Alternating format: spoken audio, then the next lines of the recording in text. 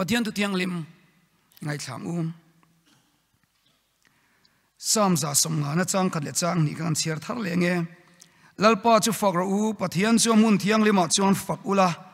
athil ti theina boruak zau taka khiana ma chu fak ro u athil ti ro pui takte wangina ma chu fak ula aro pui na sat ziang zelina ma chu fak ro u tin Korinthon khat bungruk chang som nia manalei inni to sin chu wangin in taksa chuan pathian choi moi ro atu thiang lim kan cherlal pan kan tan malmin som sakro se amen zanina hian zai pol campaign chung chang saitur kan ni a kan ko khan zai pol hi YouTube a kalo en ve thin chewa mani loka thagat kalta loka lau su la pathian in veng cheti la in sak te kha 3k kai to a mi sang thum chuang rong bol na nin lo mang der to mai ti te voin tlaya kan ngai tha thar le a tin khamia ab mi pa ron zai chuang ma sa te po ka azai thiam ka tia ngun te win ka lo en chewa kha in zai pakhat ringot kha telve pakhat kan lo ni hau lo maya khang kan zai pol khan mi sang thum pathian thu lo sil to reng mai hi lo nia even lu em tunlai chu han kal le lokila tunlai chu love song karil ro lang hi oma ka soi le thina pui em long chu mo chu chu om lo ta la ti hi nia om lo ta la ka thin lunga lia ma ti vel moni kha chu ta karil ro lo om dan chu om lo ta la kha zai po la khan om lo ta la tunge zai ta ang voi ni ai an zanin an in khom lo ta la tunga in khom ang om lo ta la i trong trai sak chin te kha tunge trong trai sak ta ang om lo ta la kan branchi kan tlem sotang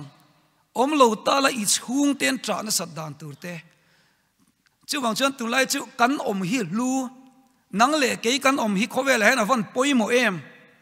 khovel siam dang lam tureng kan om hi van chul em rem tluang i poi ka ngai tu na chon arun selfie la chon tharau bo nan lo ngak lel to khopang mi pakhat hi van lut thei em chu wang kan om hi avan poimo tu lai chu lu hi ka in ti veria wa ke ma rau rau po hi chedeu poi lo lut ve thei ni ka tia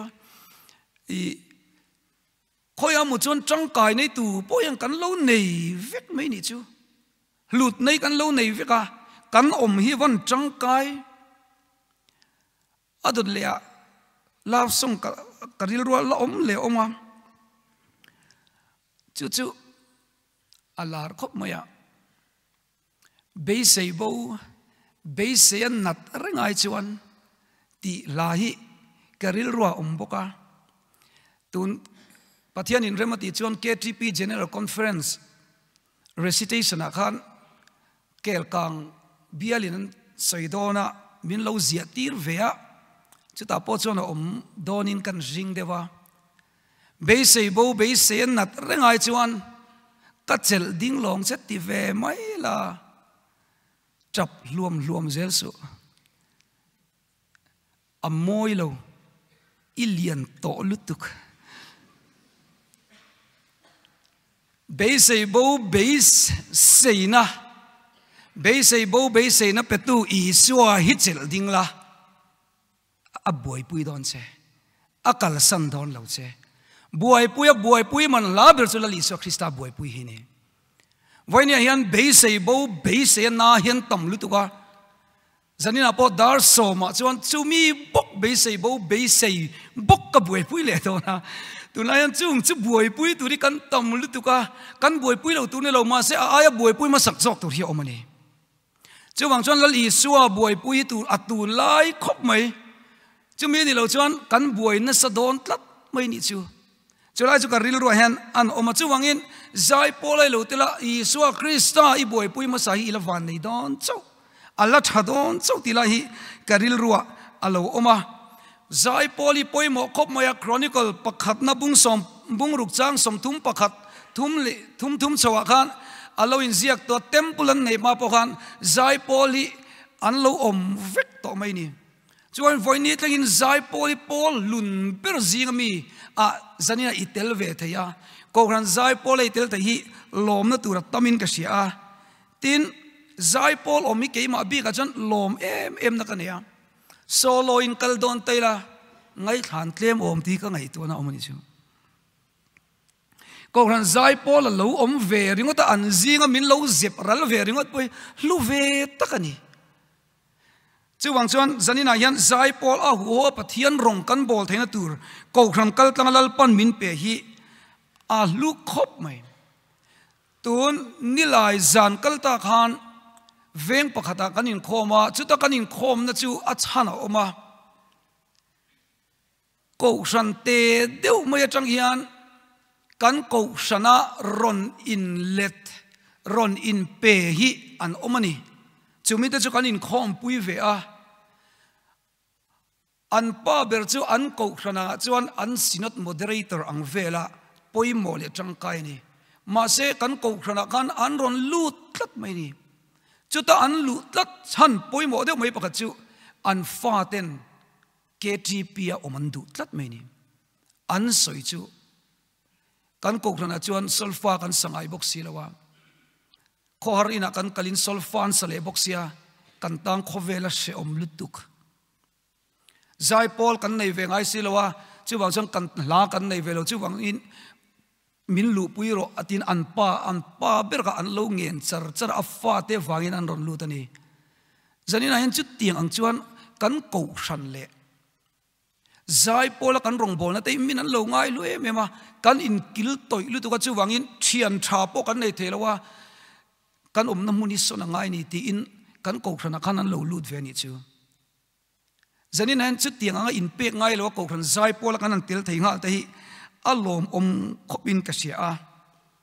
tin mandeu khan mi pakhat lo lenga chutar soi ve chu KTP hang kaloin mangai lo lu tu ka tu nu hian ka buai em na chu hla ka shelo hi ni ti hla ka shelo lu tu ki mi zinga hian tian na thok lian ve pui si hi a bes thiam mang lo hian a iran sak ngut chu patling hi ni mang si lo wa chu wangin kan nu na ti se om khop mai KTP chul chuak ka lo ni lo hi ka ui ngoi ni ti ni chu kan tian zai pola den kan lo til satli hi lo ni mi alawa pathian ro puina ba ka khotlang chiat thata zai thin society om kan ni wangin zai pol le KTP tia kan lo ti hi pathian le khotlang tan hian alo changkai em mai ti a alang thein ka sia a hai tun lai pe chuan zandar som paniri pe chuan Christian labu mi le conference labu mi kan sa dual mai ni tru chuang sa thiam lo chu pona lo om deu ani lo pe chuan ti ngai na kha wang em ni chu wangin zanin ahen ko kran zai pola kan tel thei te pathian ko ngai na zara ko kran hawa kan tel thei ke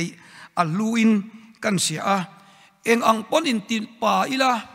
eng ang pon jima kalila thi laulo kalin tian han kal de ur thin ma ila sol fathiam lo chuan mo khoilai mon yang kan hoi tuai ru zel amak lutu zai poli lo luang ring khopin ka sia chu chuan mizo society a chuan eng ang pon sekila eng ang pon pa ila mizo society chuan chia thada kan zai nge wangin a bes po thiam lo wayme bes ang topati ve ngoti chu a ring mo khop mai chu wang chuan zai pol kan teli kan khotlang le ramtan mal som na ni na alo ni reng maya tin zai pol member te hian poimo ve de chu som ngai a in som tu ni atani poimo som ngai reng mai ni ai chuan som tu ni poimo a chu ba ka chuan zai pol an poimo kan ti be chu kan soi tu te po kan cha du chu zai pol la zirian poimo ka khia chu refreshment ni tui ro se hei poimo ing ria kan tho na sa mo ei poi ei ral tur ei mia ila ti chuan zai ngekila kai missionary tele midang pokan pe lom tro ke mani pokin pek ve ngai lom chu wangin kan ti venga ei atui sela tro tu lai pe chu ei tui poi mo top ta chuan nuam dewin lim dewin pathian rong hi a bol thein kan sia a hei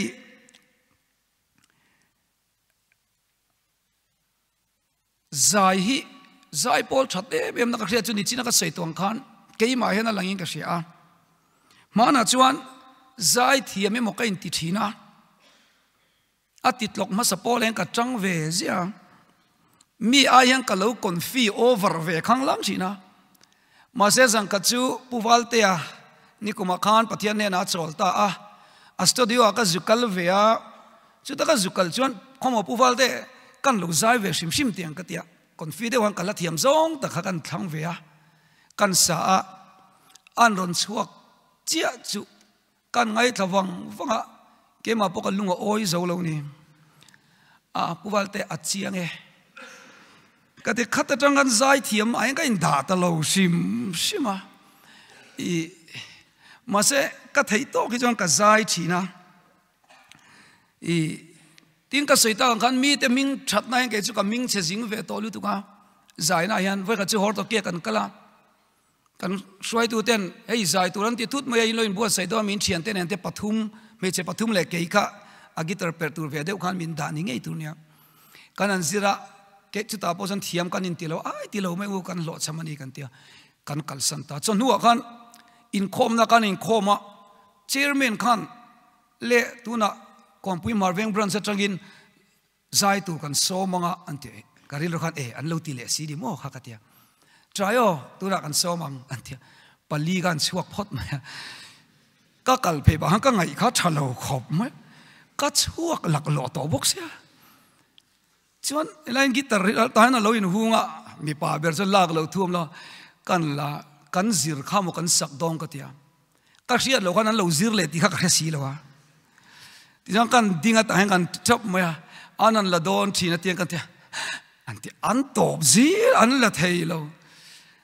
chu mi ni tang chon mo za hian color chi thum kan lo nei thei di ka man ta ni chu ta anan lak thei lo chia chon bengaron sen phat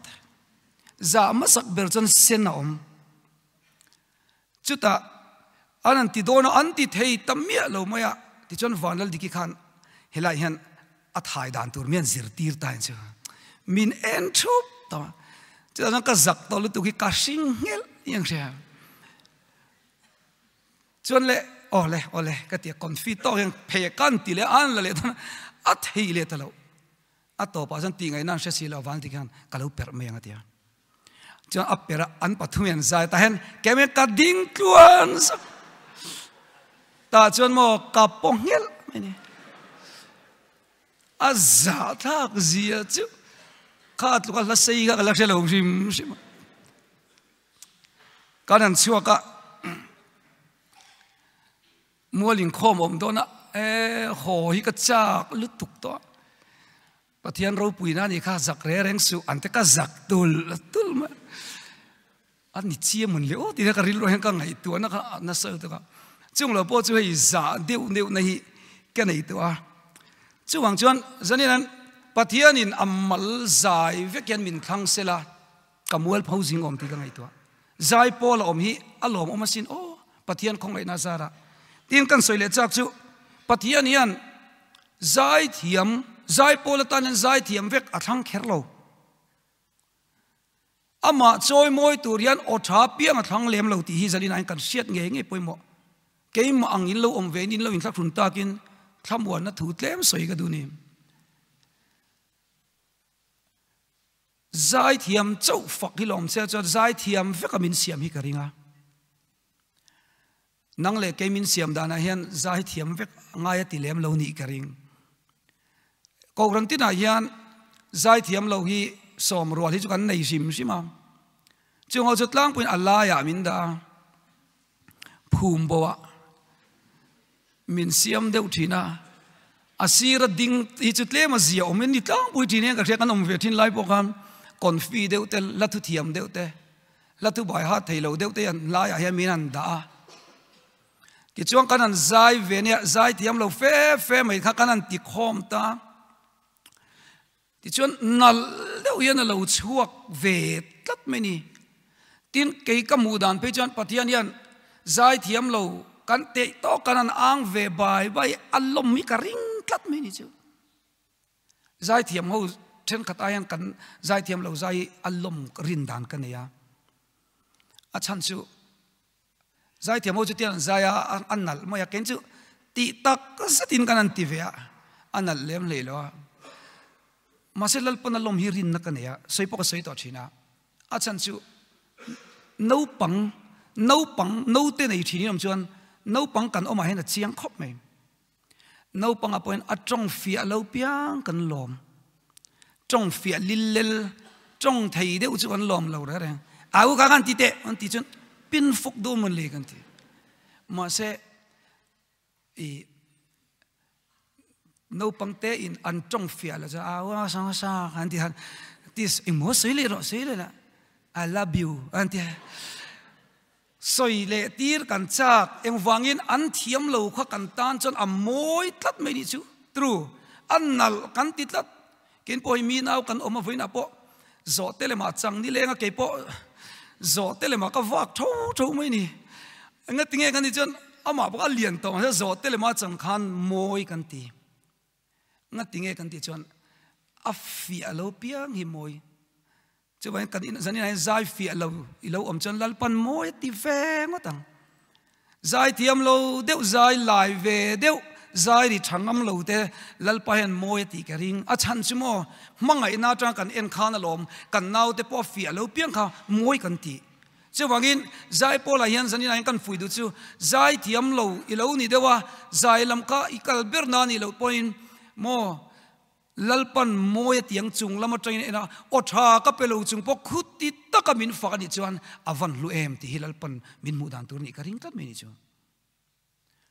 chung aya pathian la lom le na turan oma zai lo se poi kan ti lo zai se poi kan ti lo chung chu thing puan lum tlang pui la zir lai thing pui lum ho hi zai pol min ti che phalo min ti tha phalo an ni tlang pui chu ngo pe chu pathian na van lom do ni o de ku rin om takin a lum le ta an tianga in rong bol ni kan eiber long break kan chak thei lu tuk zania po kan sei chak chimo rong bol na hian niam le sang lo om hau lo kan ti thei to kan ti hian lo kim mai hi lo nia thu soi tu te chairman te ro pui lu tu ka ngai tur lo ni lo kan pa ten ang lova pa chang te kalal pan min lo ti kim mai chau zo khi lo nia chu bangin thing pui lum chau po i lo chang kai chuan lom nge la ka du ni kan veng kwan zai thiam lo po ni lo a zai po zai me lo zo ani zai thiam lo phalo angi ka tiang te chu kan nei nia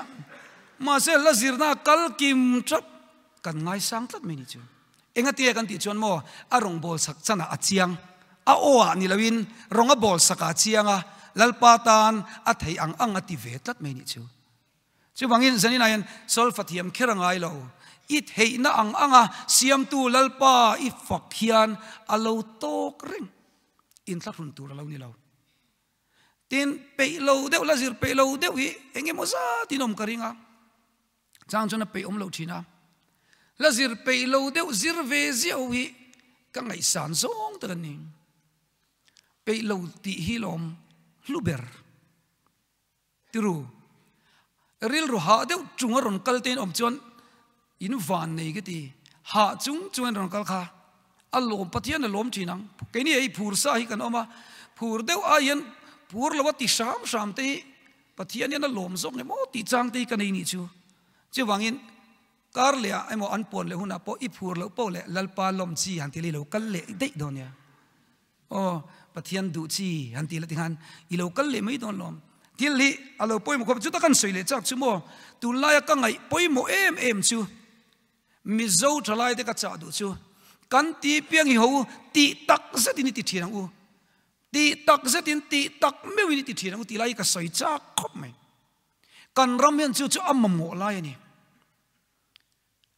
ti tak zet ta ti lo mi kan tam lu tu ko mo school la po ne po in zir lai po in ni ve mo ka la wa online graduate inom venua lem ka khelawa in fel box ya in titha box ya school kan kala school no pang poi school solution du mi alawa an rong kalve zia ma se han zotila engei chak bertila ban anti dai kana in kho ma kan chak le ber chu ban thau ban chak reng mai kan soi chan mai me chu kan in khom po hen hau concentration pek tu ni ti tak tak tu ni lekha kan sir pon ti tak tak tu ni ngai zong kan nei pon serious ta ngai zong tur ma se over lutuk lo tur tun la hen khu mi thik thu chi atarwal khu mi te hin tam khopa I contact lisa mai chaming zong pai vek ro order pering mei che thin rim I am message type chakan omlanti mai nan se chu wang chen chu tial ang hai serious kan ti khan hai rin om ka sei tum na ni chuma kan ti hian chon kan ti piang hu ti tak tak ang u kan zai pon zai tak takila thu kan soi pon soi tak takila tunlai ka in soi vedan tak pe chu katling mielo na ma se ka kal na muna piang hen pathian in nang le ke hi chu a ai o min da wangin ka kal na muna piang het isu ai o in ka kal thin ni hian ka in se betlat isu ai o in ka zai thin isu ai o in thu ka soi thin isu ai o in ni tin na ka thok thin chu tiang anga min rong bol na anga angai chuan nun hi lim lo thei lova thei tok chu hi cha kom thini chu mana ka local masak aya lom na pakhat ke ne ya ka local masak ain in amen aring deu sot mana kan zo hi ka tilu do in tam te reng nen tha min ti pui lo ni hi ka tiril ru deu met kan amen te hi mo mi zo hi in zirangai ne tu amen kan pek te ngai amen lai po tia omai mai chu wai mi zo te hi ngat nge kan hlotlin thailo kan ti chon mo kan ti piang kan ti tak tak lo lutuk comfort zone chua san lo rong bol tuilal pan mang claim khop mai bible han pakata mang sa ma khong ai veu ni garing chu po anuai sep ngapuin zona ti thadu lo lutuk ka an mang sa ma chu ni mai aba ki chu mo mi in pe thi huam te zel khalo man ke ni chu thi chu sui lo dam chak re reng kan khosana salu tu ka tiru isua wanga chan isua wanga tuar isua wanga mani ral lam ngai tuana tak tak nin rong kan bolangai chu wai zanira kan cha du po chu I lo zai ni chan hey present ve satlia hi omani chu chang chun mi chen ka pe chu ko sam te KTP te kan sarkar na thoi mo ka ti in khoma program KTP program chiati abak ing mati lo tunlai han tok lo sino program kan ed ka beli chu computer poi a program bak ing mati thailo keni poi in khom bak faith promise tho bak ing ma kan ti lo chon kan ram kan ti dam so don lo apia han tho tu ra tam lutuk ti tak zet ti tak meu lai hi zanian kalu cha du cheu ni in zir na kong ate pathian shiat na kong ate zai kong ate thil kan te hian ho ti tak takang u kan base version mangin lal pai choi mo yang u kan theina chaperin true I soi ka best choice ani ti tur khopian ho I lu chilang u a khongai na te in field thinem pathian man tin lo lawem lal pai min mang mai nga ti te in ho zong tak te lo ni chon mang mia lo ang chu mi chu an tui hal thini chu zania kan zai po ka a tha khop moya ka lom khop moya KTP zai cho thapol tak ni te pon ka sia ka lom khop mai kan zai te ko kran chu nga yan chan ngai ka tilu tu ko mo nga tinge ti hetiang zat kal chon lam so tur ni om tak te hi praise and worship zana hlangai bok kan sa kan lam le de yang amma kania a program te poi moni gring praise and worship ti kha conference abu mi thau kan sa kan lam le kan ching le ve la chuan khoya mo ministry a chuan vakalira kan ti le thei mai bok sianga nga tinge pathian zaun khopuya hen kan lam thei lo i ngai tu nga em hei kan ti lut nge ngai kan ti tak nge ngai chau thu baro ang chawa kan biak ini kan mani chuan atok zo dong lo ti hi zen war te ngalo sei du ni chu kan biak ini eng ang nuai tam tak poni semo hela yan ta rau zalen ta kai lam zo lo ni chuan chong trai tam helai mun na ngai don ti na niang helai kan ngai tu ngai ko mai a enga kalin ti vela su ti lenga selfie a enga chu tiang tok lek ke tri pia jong kan ralang ti ka lau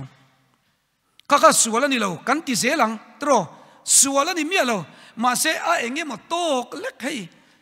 ati sa chang na chuak tok ka ti deu mai ka set soi thiam chia lo hei alim lop tok ve le ka pathian fak hi ka chu a kham om lo a sual mi lo ma se kan nun chok dang lam tur khopa kan feel khopin Christian lamu number za somre le pakona hi nimin chumin khoi thar tlat me ni chu chutamin khoi thar lai chu a amak angreng khop moya kan i pat lali so Krista thi na chungchang khan za somre le pakona hian nimin chu kan lam la hian ko ran me chen khom puya kan lam la hian min khoi thar tlat me chutamin khoi thar tu chu i kalal duam ka za pui long tiang khan akuta tin reng ka peang ti te khang te tin chu mai ba ka chuan zanni le pathum na zanni le pa ni na zo ka kha cross o cross ri tak mai chu isuan ka ta na pu ti hi nimina tia kal lam la yan lalpa o cross ri tak mai chu ti cross hi arit viau mi ti ka ril rin kan lam lai ka zo ta ni chu chuta kat hin lunga alo lan dan chu across shim chu rit lutuk love isual le in chung ko phurit ka phurhi arit ma zok ti karil ro omni chu I har sap na le in chung ko phurit ka phurhi ka har sap pui ber rit ka ti ber chu ni chuta chuan ka ngai tu ta mi zong phurit phurtu lali swa hian across alo rit don chiang mai lungai taka tuan ha kalvarian hat chu lali so Christian lal cross min tor sak na chan hi lal lukhum ro puiber ne tu lal lukhum kan khum theina turin lali so hian kan tan kan puri zong min lo phur sak ti ka hian nimin chu kalom thar khop moya chu tiang chon min khoi thar ve na sale moya pathian layan thilati theya anuam le in kan sia ani zanina poyan chul lat tak tak sa tur chuan ko rang kal tlangin min han thang hi ho u thei to kin ti tak takin in fak te ang pol le sila fak na thoma kan mak deu mai chu tang veng tu te chung kon piang tar tlat mai chu helaya anni pani zai pol an duai ti amoi ka ring lo kop maya achan chu workshop nu kolbun bok rip chunga khung zai hi chu zanina arela azai te chu antluk lo veng tang ma se chu chon lir puya kai thau theitlat tanin lung phum theitlat anging theitlat zanina hian thin lung le ti tak zatalal pai fakni chon mo mitam tak chora turin lalpan mang duang che chu mai chu ni lo I thin lung tan in har sapna depressed anxiety lung kham iril ro inai tam tak kha khalom tan in chu ta ta na chuwa tur chen pathian fakna la hian nangma in sak dam na tur atam khopasin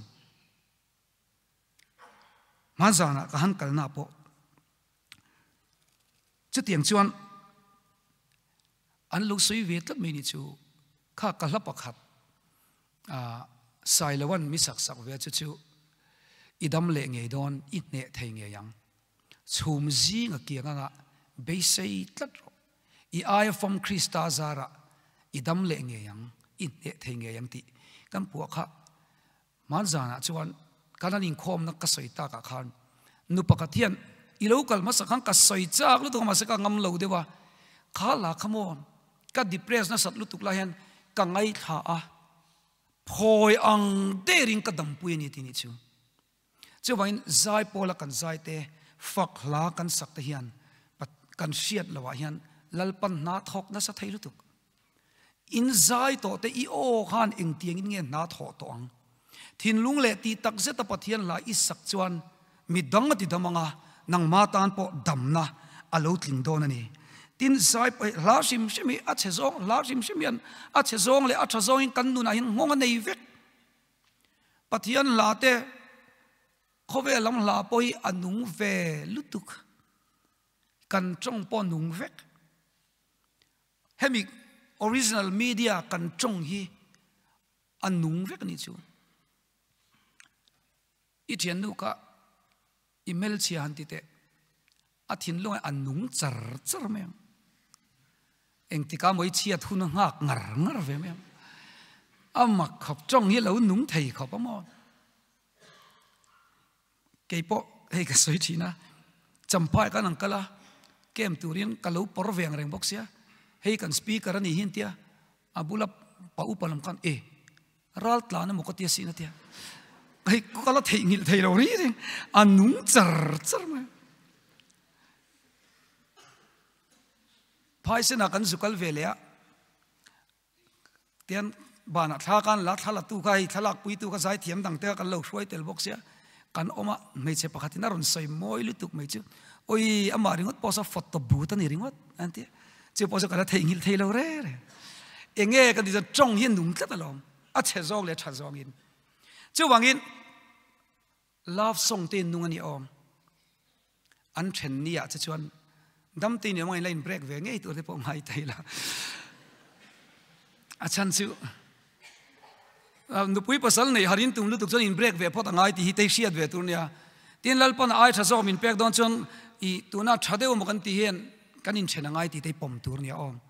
hei siat ve nge tur min chen hian tra ngal chou lo tur ka ti kha ai tha lalpan min pek atum ni doni nga keu tiang ti tur chu tiang chon ngai tur nia ajan chumo ring tu de chu kan tan thil tha ui lo ke chu hei in ngai zone te konfi pui ro pathian rin nan mong ro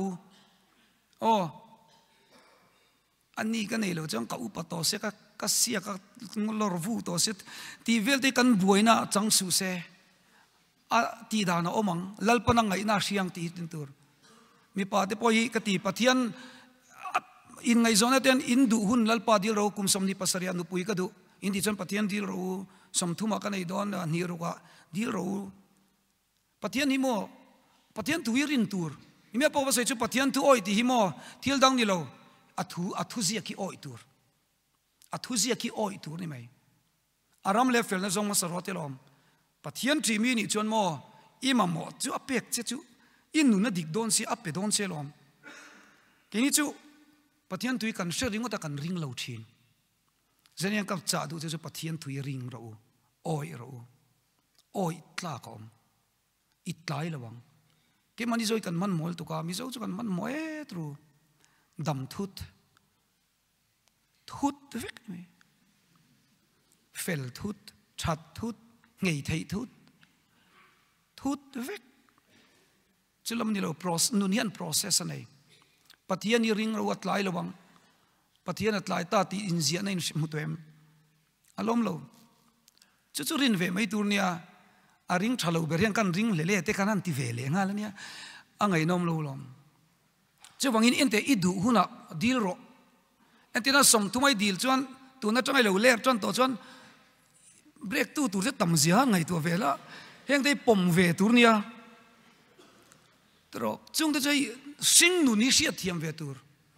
angil renga kal tum te mo zana ka lo cha du cheu chemo khoveli lungai le lim tra le nui dam le nat in polani wangin tluang reng tura in ngai na hi ril ru sel lo zia zo kani na ve ngai lo tura in ngai hi ril ru sel lo zia ni nat na kara ring tu de jong kan tura kan chela chol na kan mu thina ni zo ring tu kan ni wanga ngatinge le tia rin to nu poti ti lo tur ring tu chu kan chel tur ani zo na ka mu huna nu pui ka yang ti te hi pathian in mala somang ti ka lau kung somli ni ilam mu lo chuan angak rei khopang che nai mu huna ni lo ima mo huna lalpai dil zokang ke po na kan nei sa le nem kan nei thut maya lalpa po buai ven yang namin pe vat mai ni chu zok chu lom kan chang rual do na lom tro chu tak chu ke chu pathian rin chuan in nga na na man tur ni kini chu kati thin kan rin da ni atok lo ka sti faith hi poi mo top mo pathian ni irin paule nang ma thila ti thayang in nga ngam paule nang ma thila ti thayang a shuwa yang che in local vem ka shelawa man ni atle brand sen khat pe chu tlemin ka ing lawa Christmas dona Bethel Ministry Program nuam lutuk maya Youth Festival a tui te binan vazaya kan venga zotlang carnival siama love song a tui te binan run lam le ringota khoi zok ngin chan ring tu thiang zau KTPC semiring tu kan ni deuh teng ka ria chang chuan kan nu nian kan chan lami ti chian ngai ka ti ke chu tru pathian man lo tok vel an nun hi ha thak dai zok hau ke chu takang u i ti tak takang u mo so ke maniang level ti chu tu man ngai sang lo niam mo urlok zan vela grep wen chu van ram kai lo na ni chia lo ti thin zong zong te kha lalpana man cheu chuan tle ma mong cheu hau pathian kan ti hi zai pol kan ten thili i ti tak takang u tila hi kalu cha du cheu ni chu mo kan kala ni chang kan kal na lawai ti tak takang u time management te poi mol tuk i mind management soi tur kang al tuka i mind manage ro ring tu ni si chak lo tum ring ni ke mi chak lo hi ti ring tiang ho win chak ngai lo rim chak lo tum ring tu Davida te me upo antluk te chan tluve om ngoi long kan ni ti tlat ho pathian thurin dani hei a thatok lo ka ti true chu wangin example ni tumang u hardcore Christian thalai pol kan ramina ma bolituk hardcore ti tak zet chu jalal pan mangchak ngotang chu wangin zanina hian hardcore KTP kan ram siam tur chu tiang tur chon ho u i ti tak tiang u zai pol han le ne lokadu chu chronicle panni na mung som ni chang som pariat chotang kan lal Jehoshaphat te kha pathian in zai pol man na lai kha ka kal thui ka lau dewa ta chun zai poli apoi mo top moya in saving ke ringa anin do na lal pathume mo khan an do ron don an tan ti ngai nom lo pathian khan chan puya ngai ta chun lal Jehoshaphat khan lal pa ti ngai na reng ka selo ilam kan lo hoi top mai ni tia ti chon pathian khan an ruam man sakta a khain do na kan zai pol kha mas sabera dani chu zai pol in do na kal mas saber in sha tongaim hei bagi ka laksha lo re tuna hian in do don te la ram ria khon asam ho nen mission veng thlang zai pol ral ma to akal ro se ti se man lo tur du chu du lu tuk ma se man lo tur hi kan om nu ko nge mu ka tia tru na lam chu la wang te chung te dam do in om pui nga hi kan pung angem ka ti helai bora zai pol in do na tura zai pol marshwe da hi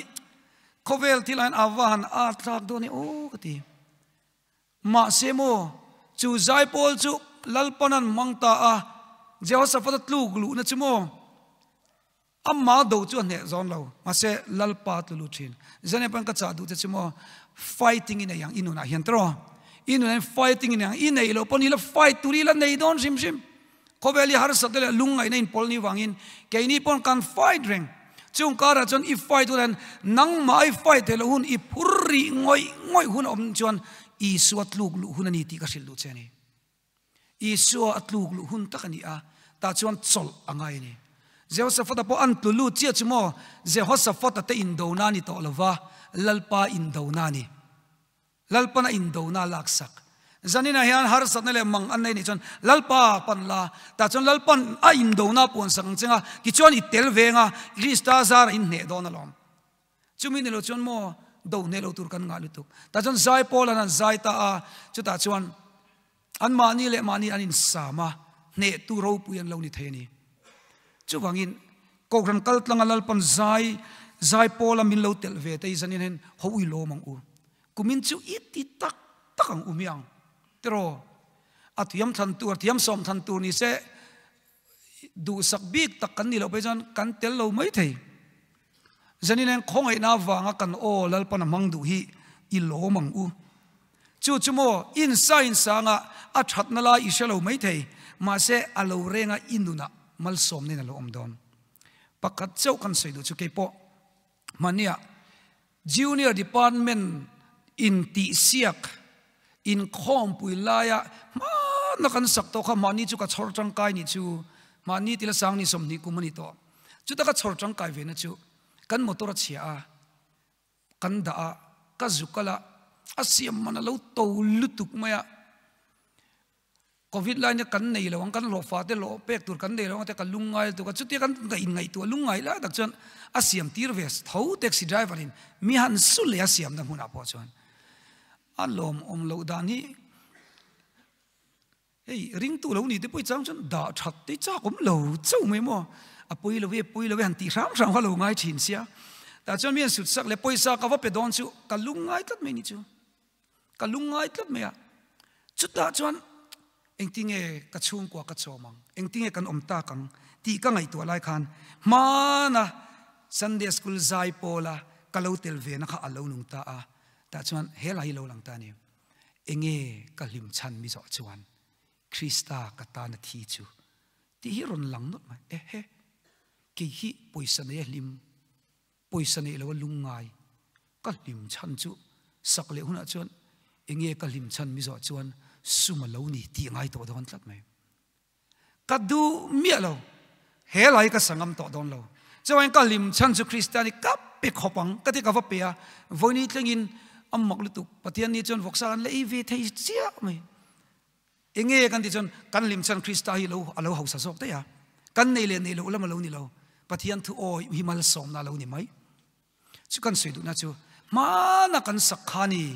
mang an niamin chan pui tu hla lo ni le ta de ya chu chawan ko khan zai pol kal tlang yan patian mal som ni dong na sa don lu tu ila dong don chau Laos mania in hasak in zai pol hasak te kalau ngai to Laos la pathian in ve ang chati te himo kha la isak khamo halo na muna tran pui tu om lo na mun alo khen huna inuna alo nung don sin chu wangin hla hi isamai mai lo nang ma hena in kholanga annung zel dona pathian fakla isak ko ran kal tlanga ilo sak zong yan inuna la choyanga thi na kan nai point iswan min sui anena min soang van ram tlangin ti hi nat nai to na huna po ta chon veng tu lo ni don ani chuwangin zanina hen hu lalpa keima hian idu du nei ro ka o ka hla na che ka kut ka hla na che ka beng kumina hen rong bonang ka hla ne kan ka te hi ama fak na tur siam ani hi lalpa fak na tur siam ani thil dang fak na tur lo ni lo poimo ber chu pathian ne na len dun na ka tu ramin pe kani choi moi la choi sang che pathian thuin min ti chu do ta ni don si lawa kan pathian tui voi kat mala dik lo ngai si lawa I choi moi chuan choi sa nai om na tur zok alo ni reng alom chu ta tan chuan ko khan kal tlangin ko khan zai pol alal pana ko che hi kumin chu lim devin